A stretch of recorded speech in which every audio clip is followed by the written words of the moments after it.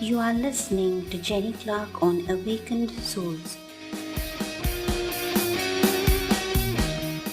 And so I tried to fight him. I was kicking and screaming and trying to punch him and trying to bite him. And he stabbed that weapon into my neck and he said, "Look how easily I could kill you." And so I just stopped. I was like, okay, I gotta try to stay alive here. So I'm gonna do whatever I can to try to stay alive. And so he raped me, and I had that feeling of being outside my body, and I didn't feel him stab me in the neck. I mean, I didn't have any pain. I wasn't feeling anything. And so I think my adrenaline was so high that I, just wasn't feeling anything.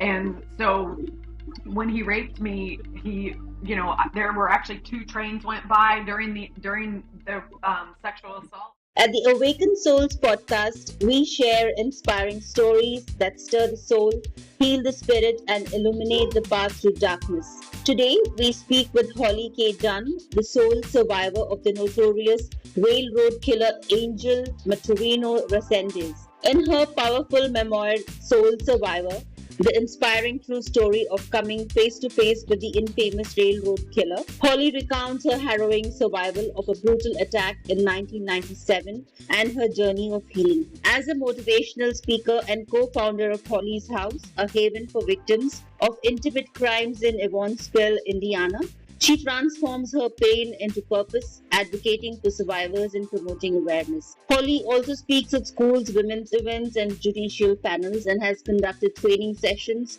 for the Evansville Police Department. So impressive. She received the 2006 Jefferson Award for Community Service and was honored with the Jacqueline Kennedy Onassis Award for Public Service. Holly also serves on the Evansville Vanderburgh County Commission on Domestic and Sexual Violence. We are so very pleased and honored to welcome Holly and discuss her resilient journey on the Awakened Souls podcast. Welcome, Holly. Thank you. Thank you for having me. So I just wanted to give our listeners a little bit about background and childhood. So why don't we get started there and then move on? Yes. Okay. We would like to know what was life like growing up in Evansville, Indiana, and how did your childhood shape your sense of resilience that we have all come to know about? Sure. Well, I grew up in an amazing family, so supportive, so wonderful, went to fantastic schools. I felt supported throughout my whole childhood. It was just an amazing childhood. So I think that definitely helped to make me the person I am today. That I was so just felt so supported and wonderful as a child and grew up in the most amazing family. That's lovely to hear. Can you share a cherished memory from your early years that reveals who you were before the events of 1997? Like any moments in your youth that hinted at the strength you later drew on as a survivor? Well, my grandma always said, even when I was a child, that I was feisty. So I think that I probably always had kind of a feisty spirit, that I was always, I played a lot of sports. I would try anything. I mean, I was always outgoing and a people person from my early childhood. I wanted to make people laugh. I had my sister who was 19 months older than me. People thought we were twins. We just had the most fun. We lived on 13 acres and we would go and explore our land. Every day we'd go outside and just do what you do outside. You would not come home until you were hungry or it got dark. We would stay outside all day long, just playing, making mud pies and, doing anything you could outside. It was so much fun. That sounds so sweet. And how did your family and community influence your outlook before you faced your challenges? Well, I think my family showed me resilience. I mean, my family's been through a lot, even beyond my attack. We've lost. I've lost siblings. We lost my brother when I was in 5th grade. I think my parents and everyone showed such resilience and how we got through that as a family was, that we all depended on each other to get through that. And I really think that set the foundation for like this horrible event that I went through. I think that we knew how to come together as a family. And I think that was a great experience because they knew we had been through tragedy before. Yes, that sounds like a very telling detail. So, as a young woman at the University of Kentucky, I'm sure you had some dreams that you were chasing before that fateful night. I wanted to be like my dad. I still admire him to this day, and I wanted to be like him. I wanted to go into the career that he was in. He was, a hotel developer and owner, and I thought that's what I wanted to do too. And I wanted to be exactly like him because he was able to keep his family at the forefront. You have this career, but you keep your family together and keep your family like at the that they're the most important thing. And so I saw that he was able to do that. He came to every basketball practice I had and every game, and he was at dinner every night. And I saw that you could have a career, but also you can make sure that your family is very important too. I wanted to go into business with him. That was my dream. I mean, because I didn't even think at that time that I wanted to get married or have kids. I think I really was just thinking about my career. So your dad was like a role model for you. Yes, and he still is. I mean, he's 87 years old and still my role model. That's beautiful. So before we go on, I would like to caution our listeners that the next content that is coming up and we are discussing could be triggering for some of them. Can you take us back to August 28, 1997 and the moments leading up to your encounter with the notorious serial killer, Angel Maturino Resendiz? Yeah, so that day was, the second day of classes at the University of Kentucky. We really had just gotten started with the semester. We were having, like back to school events, and everybody was excited to see each other again coming back from the summer. And I was going to attend that night a party with my boyfriend, who we had only been dating for about 3 months. We met at the beginning of the summer. And so we hadn't been dating long. And so I was going to attend a party with him, which I thought was a date. I mean, I thought it was just going to be the two of us and that it would be like a date. But he came and picked me up, and there were about 9 people in his car. So I don't think that but they did save the front seat for me. So I felt like at least I was important. But so we all went to this party that was close to campus, and I didn't really know anybody, and that was probably the hard part, was that I only knew a couple of people, and so you're not the most comfortable when you don't know anybody. And so I think when we got there, Chris was excited to see that was my boyfriend. He was excited to see all his fraternity brothers, and and he was excited that I was with him. But still, I wasn't having that much fun because I just didn't know anybody there. And so I think Chris kind of realized that, and he's like, let's go take a walk. He had actually lived in the house where the party was, so he knew the area.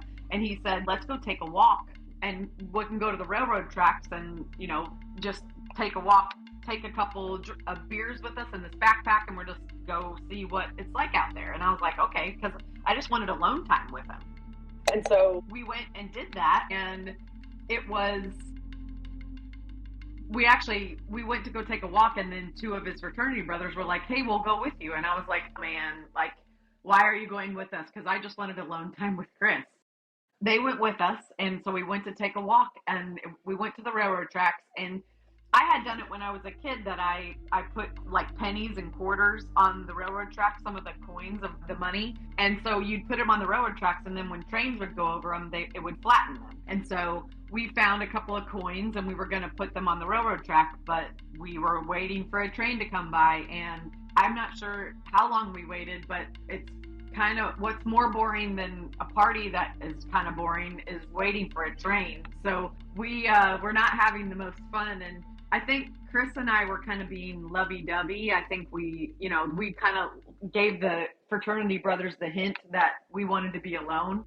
And so they got up and said, well, we're going to go back to the party. And so they got up and left. And Chris and I stayed by the tracks and just talked. And it wasn't until we got up to leave and started walking back to the party that we encountered someone, and that they came out from behind an electrical box and asked us for money. And we thought, I didn't really think anything of it. I just thought, okay, well, we're poor college kids. We don't have any money.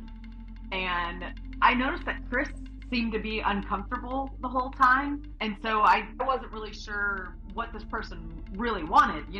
I didn't know why Chris was uncomfortable. I didn't see that he had a weapon on Chris. Probably almost immediately after he asked for money, Chris had seen this weapon that he had. And I don't know if it was a knife or an ice pick, or it was a thin, sharp object. And so Chris was complying because he saw the weapon. And so I didn't see it. So but I just wasn't understanding really what was going on. Oh my God. So that sounds dreadful. It was, there's just so much of it that I didn't know I didn't know what was happening, the feelings that I had, I think I was scared, but I didn't really know that how scared I needed to be, because I didn't know what was coming. You can't ever think that somebody really wants to hurt you and that is their motive. We actually had, with the fact that he asked us for money, I was offering him my car, my credit cards, my ATM card. I was like, I will take you to the ATM. I will get you money. Trying to, that philosophy of give them what they want and then they'll leave you alone. And it didn't make sense to me because he just kept saying no to everything I was offering. And I'm like, I don't understand. If you want money, then I'll get you money. I'll get you as much money as you want.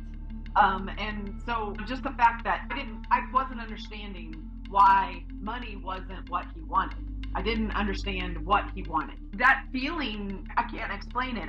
To not know what somebody wants and to not be able to stop somebody from tying you up. He tied up my hands behind my back with my belt, and he tied up Chris's arms with his backpack. From the moment he tied up my hands behind my back, I was trying to get my hands undone from that moment. So you knew then that something bad was coming the moment he tied. Yeah, but I still didn't know what to expect. You're thinking, okay, this is not good. You want to get away from this person, but you still don't know that this person wants to hurt you. Your mind doesn't let you think that.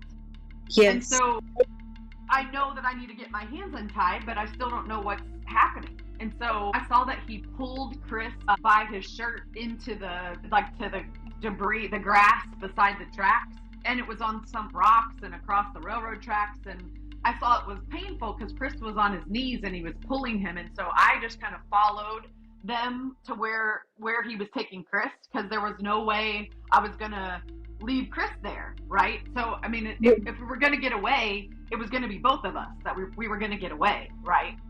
And so I followed him, and at this point I had seen the weapon. That changed when you know that there's a weapon involved. That changes kind of how you're acting, because you know that you could be hurt. That there's a weapon involved. Yeah. And so I'm, trying to still get my hands untied, and I actually got my hands untied several times, and I would hold the belt in my hands to make it look like I was still tied up. And anytime our attacker would come down he would go back up to the tracks and come back down, go back up to the tracks and come back down. And every time he would give us split seconds of, when we could try to strategize and what we were going to do. And I remember hearing him rip something. It sounded like he was ripping like a shirt or something. And he tied up our legs with whatever that thing was that he ripped. And he made gags for us and tied gags around our mouths so that we couldn't talk. I actually stuck my tongue out when he tied the gag, and the gag didn't work, so I could still talk. And I don't know why I felt like my voice was so important that I keep my voice. And so I actually kept my voice, and I was trying to strategize with Chris and be like, okay, can you get your arms untied? Can you get your legs untied? I pulled his gag off. I was trying to tell him to stick his tongue out so that the gag wouldn't work. I was like, can you get your hands untied? And he couldn't get anything untied. I couldn't get my legs untied. So there just wasn't enough time between when our attacker was up at the tracks and when he would come back to us. There just wasn't enough time to like try to untie my legs. And so, I don't know how much time passed, but I think I was getting more and more panicked because I couldn't get myself untied, and if I couldn't get my legs untied, I couldn't run away, right? And so I'm getting more and more frustrated, and I just remember Chris saying to me, like, everything's going to be okay. And I think those were his last words to me, because after he said that, the attacker came he looked like he was carrying something heavy, and I didn't know what it was, but he came and he dropped whatever heavy object on Chris's head. And I actually replayed it in my mind several times. I think he only did this one time, but I think my mind just kept replaying it because it was such a terrible, horrible thing that I couldn't understand, what was happening. I mean, that's when I think I started fearing for my life and thinking like, okay, you need to say your last prayer. You need to be ready, that this could be the end of your life. And so I'm, thinking, what am I going to do? Okay, if I'm going to die, like I was ready for it. Like I, said my last prayer, and if it was going to happen, it was going to happen. And I remember thinking like about my family. I remember thinking like how much I would miss them, and how much, they wouldn't understand what had happened here because there'd be nobody to tell them what had happened. And but then that attacker came over to me after he hit Chris, and I realized that he was going to rape me. And so I tried to fight him. I was kicking and screaming and trying to punch him and trying to bite him. And he stabbed that weapon into my neck, and he said, "Look how easily I could kill you." And so I just stopped. I was like, okay, I gotta try to stay alive here. So I'm gonna do whatever I can to try to stay alive. And so he raped me, and I had that feeling of being outside my body, and I didn't feel him stab me in the neck. I mean, I didn't have any pain. I wasn't feeling anything. And so I think my adrenaline was so high that I, just wasn't feeling anything.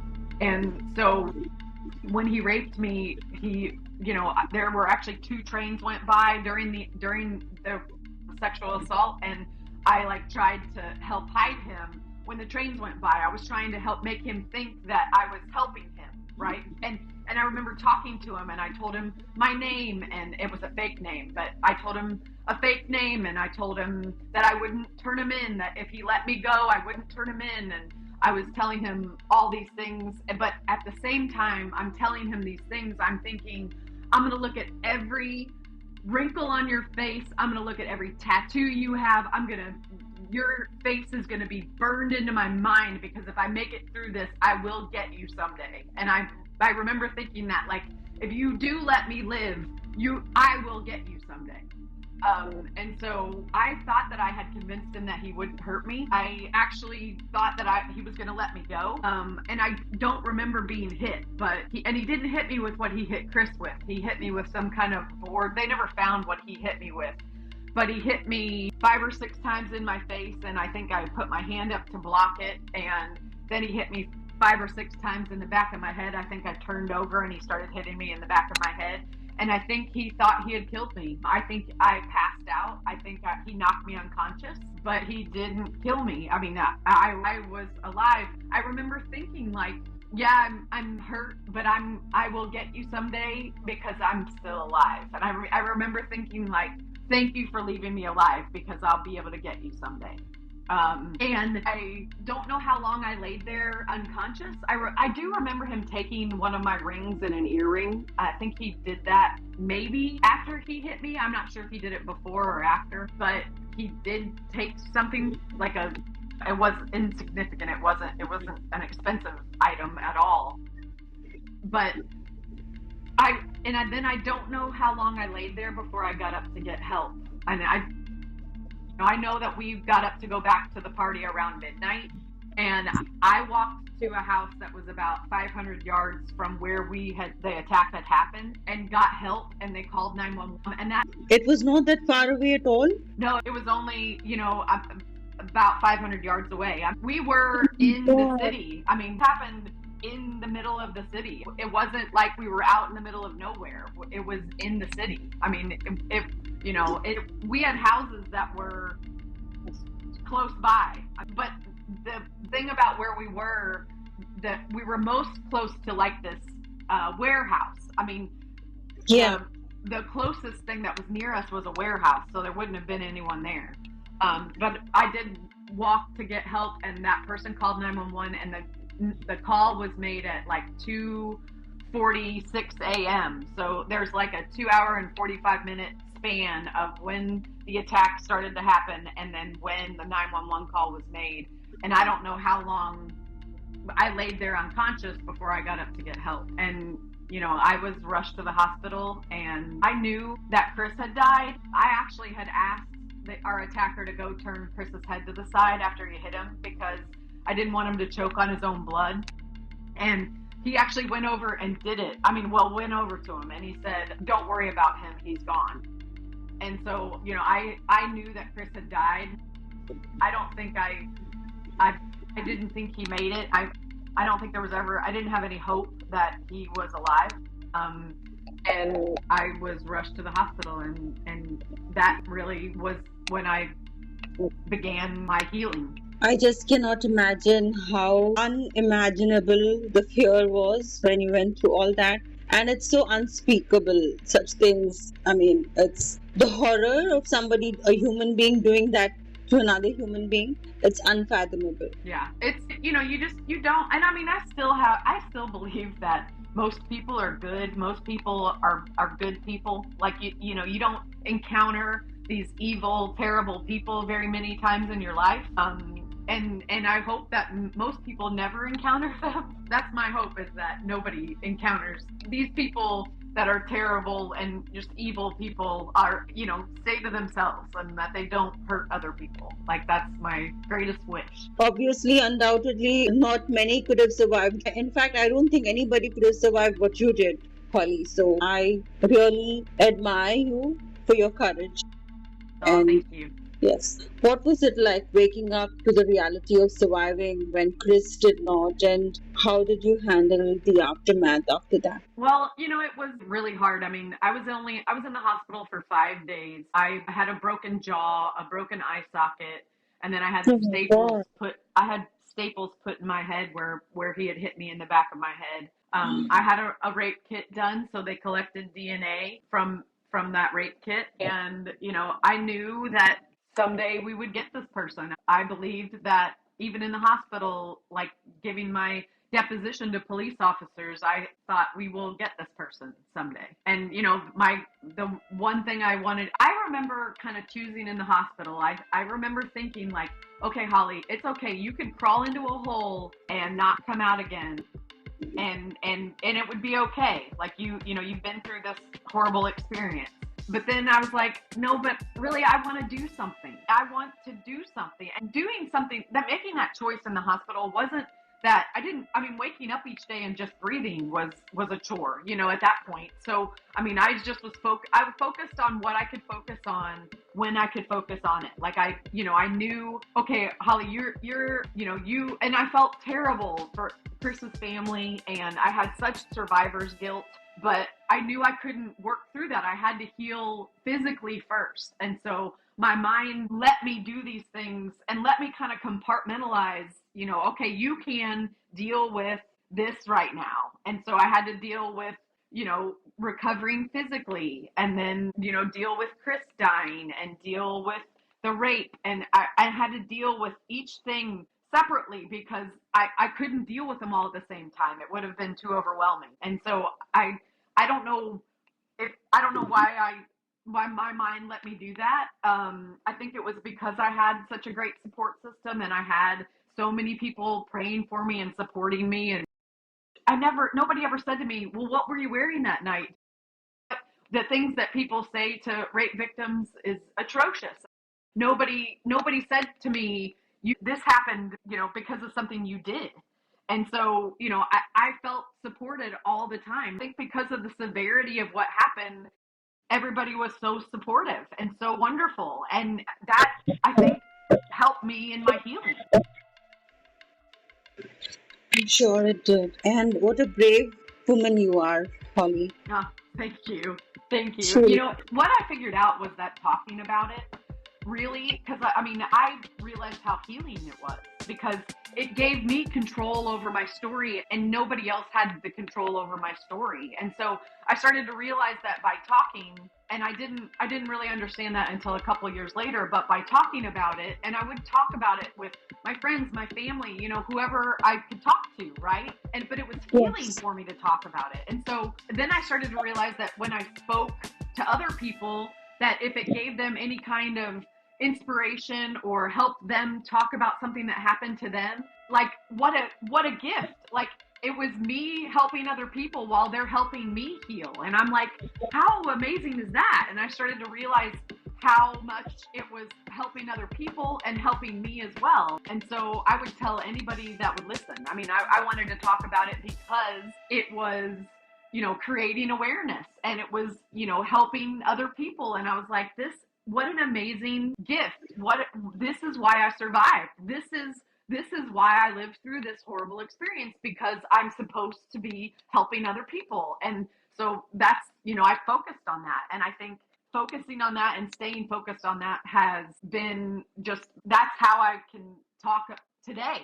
That's how I can, let people know and talk to people about my healing and my journey, this journey that there's been. Yes, I think it is that I've had, strength but it's because of everybody. It's, my support system, and anybody that I talk to, I always tell them, you're in my support system now because you've hurt, you're in my healing. And if I can be in yours, then that's so wonderful. And that's just what I've always based my healing on, is that if I can be healing myself while I'm helping others, I know that's why I survived. Wow, that is so inspiring. So, when you learned your attacker was the railroad killer, did that shock you? And what went on through your mind?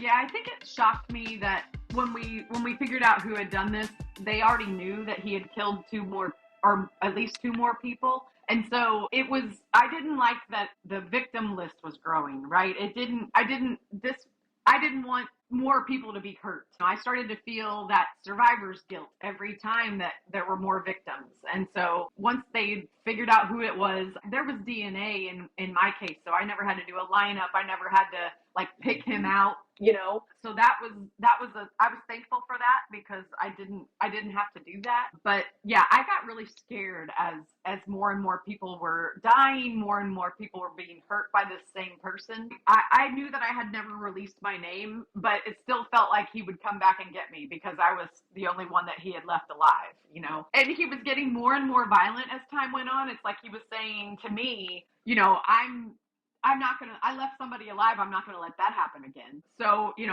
I got really scared, but, it helped to have friends and family that, were always there for me. I took self-defense classes to feel like I could fight somebody if I needed to. I wanted to empower myself to feel like if I got in a fight with somebody, I could actually hurt them. So I took self-defense classes. I had pepper spray with me the night of the attack, and it was in Chris's backpack. So, you can try to do things to help you feel safe, but pepper spray has to be on you at all times, right? It didn't help me that night, even though I had it. So, the only thing that I felt like I could do to empower myself was to take self-defense classes, because you always have, you're always able to try to fight. But I got more scared as more and more victims were being hurt by this same person. I just kept thinking, I'm going to have my day someday in court. And someday I'm going to be able to tell my story, and you're going to be put in jail, and you're going to be caught. And so I tried to focus on that, and I didn't like to look at the media, because I didn't want to, I don't even say his name. I don't want the media attention on him. I want the media attention on all the people and the families that he hurt, and he does not deserve any more attention. Like it's Yeah. me and the families of all of the people that he hurt that deserve the attention. I agree with you, absolutely. So, how many more victims were there after you? Well, confirmed there were 15 victims, but I think right now it's as many because once he was caught and was put in jail before he was executed, he said that he said that he had killed more people and that his list was bigger. So I don't know how much of that was true. So it's up to 21, I think, is about the number of people that he killed. But there's 15, I think, that we know that are confirmed. And how long did the police take to catch him after your incident? It was almost 2 years after my attack that they actually caught him. He walked across the border from Mexico back into the United States, into Texas, and did testify at his trial. I did what I could, and he was found guilty of everything and was sentenced to the death penalty. I never had any kind of opinion on the death penalty before. I didn't think is the death penalty good or bad? That just had never even entered my mind. And I'll tell you what what the execution did do for me is that I always was afraid that he could somehow get out and come out and get me. Like that it didn't make sense. I always felt like he could get out of prison and come and get me. And so it helped me to know when he was executed, it helped me not have that feeling anymore. He couldn't hurt anyone else. Yes, it gave you closure, and you didn't have to live with that boogeyman thing in your head that he could turn up any time. And I can't imagine, like, for 2 years you had to live with it, fearing for your life. Yeah, it was hard, but I was still in school. I went back to school, and I was focused on graduating from school, and my job after school I was really excited about. I was working for my sorority, doing as a traveling consultant, so I was really excited about that. And, I tried to just focus on me and my journey. And I think that helped me not to feel so scared. And, it definitely was a scary time though. And it's definitely inspiring how far you've come since then. So how did you process the grief of losing Chris and also processing your own emotional, physical trauma and healing yourself, and how long did it take you? Is the journey still, you feel it's ongoing? Yeah, no, I always say that I'll never actually be healed from this. I mean, I don't think your healing journey ever stops, but it has gotten to where, I definitely had an unconventional approach to healing. I mean, the way that I grieved Chris was to become friends with all of his friends. We talk about him still, and we call ourselves the Life is Good CTM group, which was Chris Meyer's initials. I still keep in touch with Chris's family. I mean, grieving Chris was probably the easiest part because he was such an amazing person that I love talking about him. I love being able to share his life, and I keep a picture of him in my house. I love remembering him, and so that brings a smile. He brings a smile to my face. You still have a picture of him? You still carry that with you? Yes, I have it in my house. Oh, how beautiful! Yes, but he was just such a guy who could find, like if it was a rainy day, if you were planning a picnic and it was a rainy day, and you were disappointed that it was a rainy day that you couldn't have your picnic, he would have been able to go, oh my gosh, grab your galoshes, we're gonna go splash in the puddles. He was always that he could find fun even in your disappointment. In your whatever was going on with you, he could help you find the fun. And so I think I've tried to live that way too. So that also helped me grieve him. I think, like I said, I was able to deal with things as I needed to. I dealt with the rape like a year after the attack. I wasn't able to deal with that until almost a year afterwards. I joined a support group that helped me deal with that part, and realized that I used humor as a defense mechanism, and that really helped me to know that I was using humor as a defense mechanism, and and that it's okay to do that, but you just have to know that you really need to deal with things. So you can't just always laugh. But I do love to laugh. So, and having a sense of humor through my healing has also helped me to get through it. That's inspiring.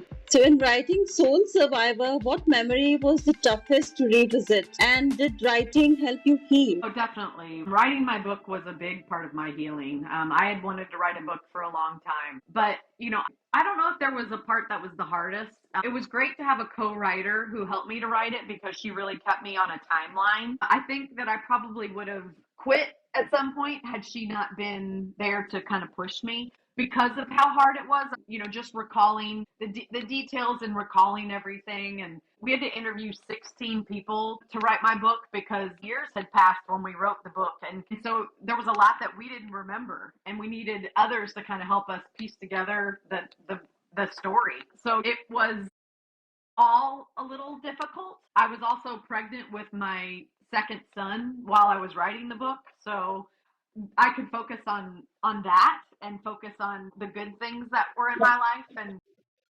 And I think I had gotten to that point in my healing where I realized that you can focus on the good and remember the good. And so it was the perfect time to write the book, even though it was hard. That sounds beautiful.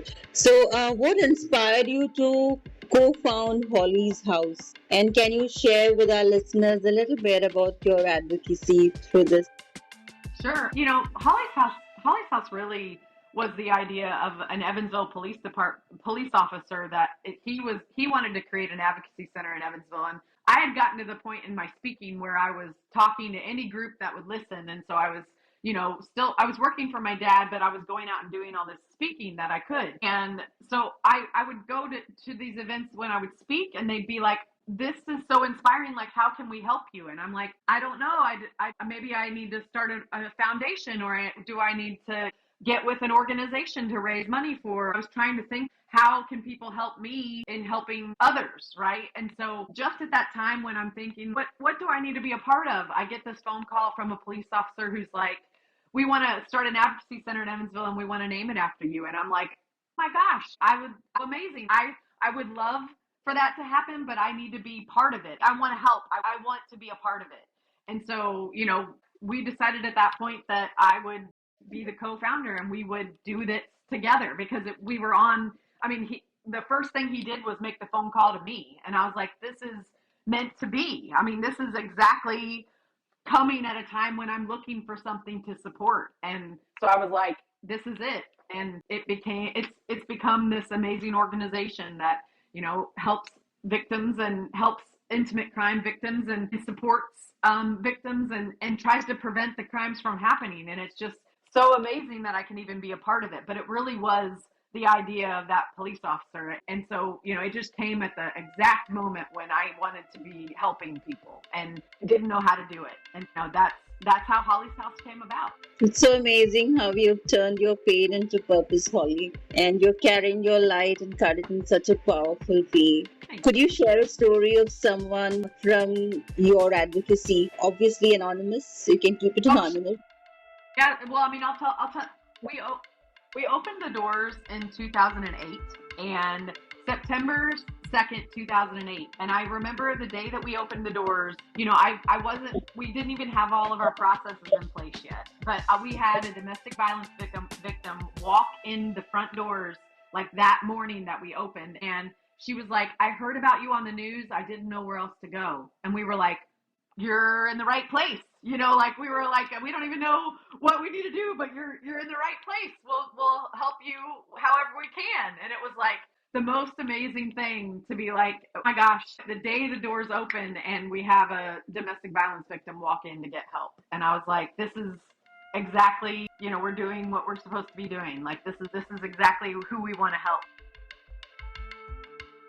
I'm sure your words are going to resonate with so many survivors, Holly. So I'm sure as a motivational speaker, you carry forward this legacy of survival. How does this work help other people, and how do you motivate people? Well, my story is, if my story can motivate people, then I want to tell it. I think that people don't know how strong they are until they have to be strong, and that's we all have this amazing strength inside of us and can get through so much and so much in our lives, and we don't know what we can get through until we have to get through it. And so I tell people all the time that I hope that nobody has to ever go through something like I did. But, we all go through trauma in our lives, and we have to we get through it because that's all we can do. And so, if I can be any kind of inspiration for just everybody going through the trauma in their lives, like,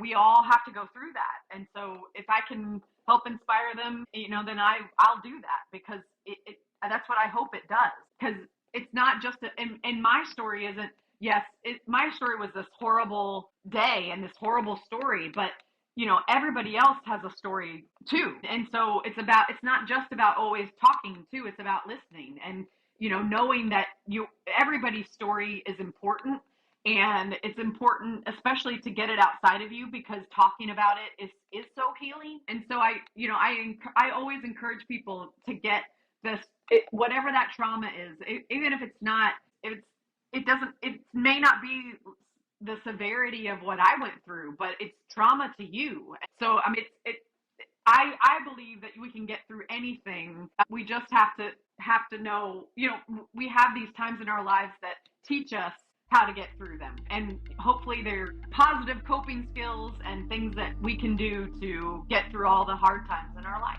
Your passion for this work really comes through in whatever you are sharing with us today, Holly. I want to say that. Thank you. So what's the one change you are fighting for to better support survivors of violent crimes, whether it's domestic or sexual assault? Well, my story is not over. I'm very focused right now on my family and my kids and being there for them. But my story isn't over, and I don't know what's going to be next, because I kind of let things happen kind of on their own. I mean, speaking that was never my plan. It came to me because someone asked me. And Holly's House was never my plan. It came to me because somebody asked me. So there's still something in my future. I don't know what that's going to be, but I just probably haven't been asked yet. I'm waiting to get asked what that next thing is going to be. So right now I'm focused on my kids and having fun with them, and it will come though, and I know that my healing will continue, and my advocacy work and what I do will continue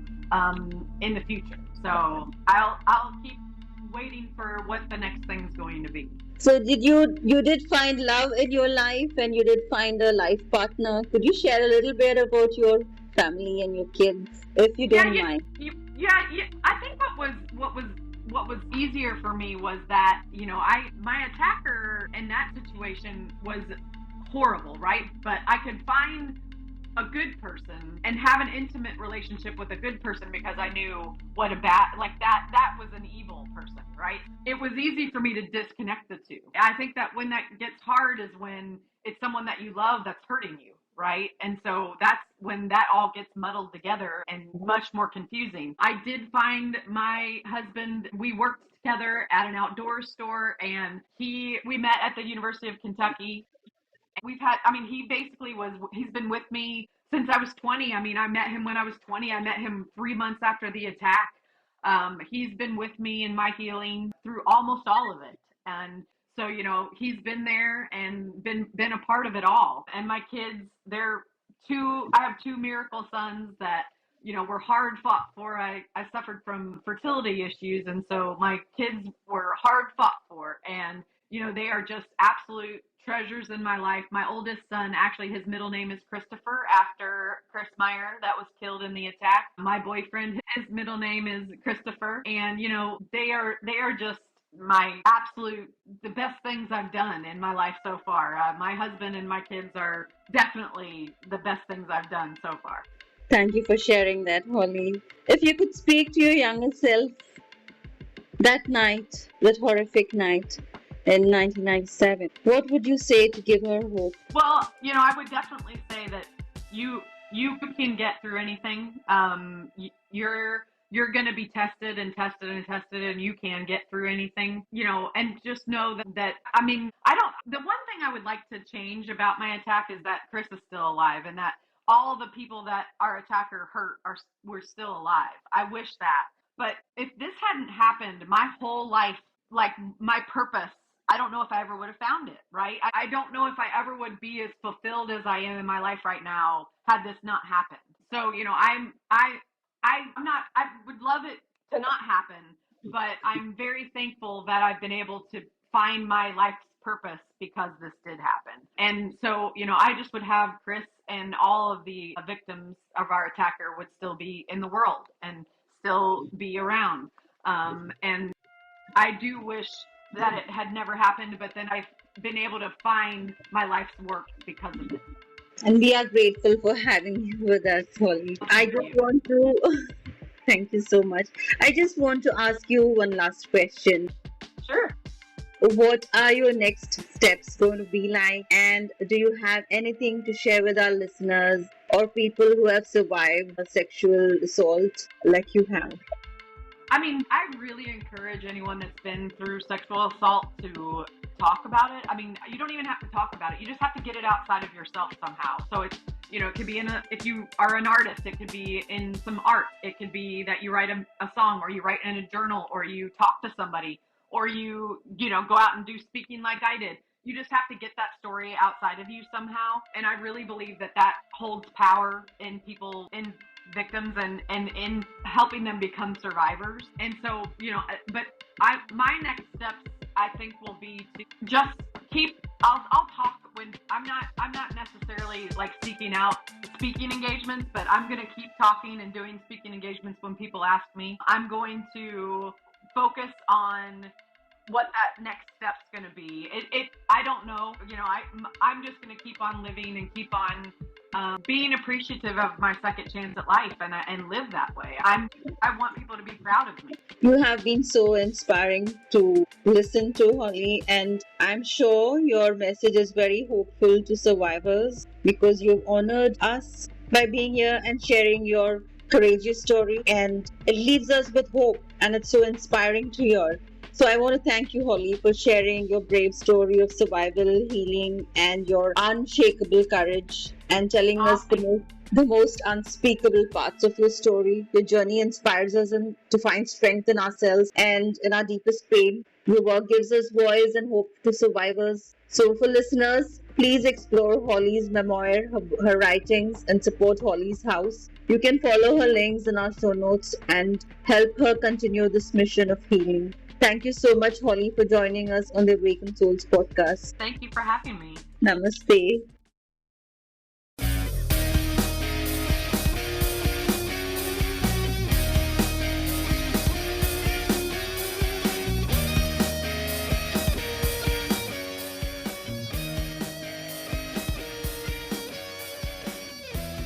You are listening to Jenny Clark on Awakened Souls.